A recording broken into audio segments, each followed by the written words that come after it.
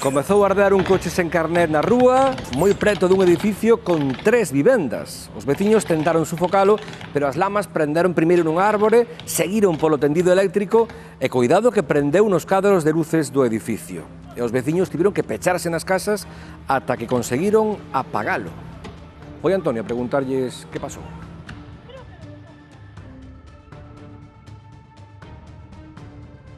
Madre mía, quedou achicharrado e todo chao. ¡Uah! Lucía, vaya susto levastes onte aí en Cartelle, non? Foi un susto bastante grande, sí. Como foi? Coitei, pois, o cando a veciña ladrar moitísimo, e a veciña berrando, salín fora e xa vin que estaba o coche ardendo, vamos, como se non houbese un mañá, e xa estaba alcanzando a vivenda. Afortunadamente, un rapaz que traballa de bombeiro en Celanova chegou antes no seu vehículo personal e despois cando viñeron os bombeiros se tiveron que facer uso dos extintores especiales para apagar electricidade porque era o cableado que estaba ardendo e estoupando. O curioso é que non é o primeiro incendio que se produciu por esa zona, non? En días. En días. O día anterior, o sea, antonte, unha finca ao lado tamén. E outro antes, ese xa non sei cantos días fai porque non estaba, xusto por encima da vivenda onde se produxo o incendio do vehículo. Vai vos pensar que como son varios incendios tan seguidos na mesma zona que poida ser intencionado? Sí, por suposto, é un pouquiño raro. A ver, casualidades existen, pero tampouco tantas.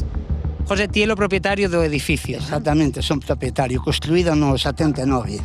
E canta xente está vivindo aquí? Aquí ahora mesmo hai 2 familias. Vendo a televisión, chegaron co coche e de día un pouco oíron o fuego que non lle deu tempo de actuar ni nada. Só o veciño que veo aquí co extintor que non lle deu tempo de facer nada. O coche levaba aquí como un euro instalado. Era un coche sin carné. Coche sin carné, sí. O calor que houve aquí foi impresionante. O árbore quedou carbonizado e foi daí a lume ao cuadro que se queimaron contadores. Que fixeron os veciños? Porque quedaron dentro das casas. No, e escaparon para fora cando puderon e nas casas picharon todo. Era a combustión do gasóleo cando explotou o tanque. Foi cando o figo toda... Todo? Sí, o figo toda a combustión e fumou toda a fachada, como se ve aí, ventanas, balcón hasta cima. O outro incendio é que adiante ao lado lateral da finca que é miña, que está todo desbrozado, pero foi aí nun sitio dun veciño que non limpiou. Crees que este foi intencionado? Para min, sí. Este sí, e o do coche crees O que... do coche non, o do coche foi para min unha cousa eventual. Va a retirar o coche, non? Sí, o que queda. Claro, como vas a hacer? Porque é difícil retirar todo isto. Non só o chasis, non máis. Enganchar os ferros e tirar para arriba. Eu estaba ali sentado, sentín como se houbera así un choque.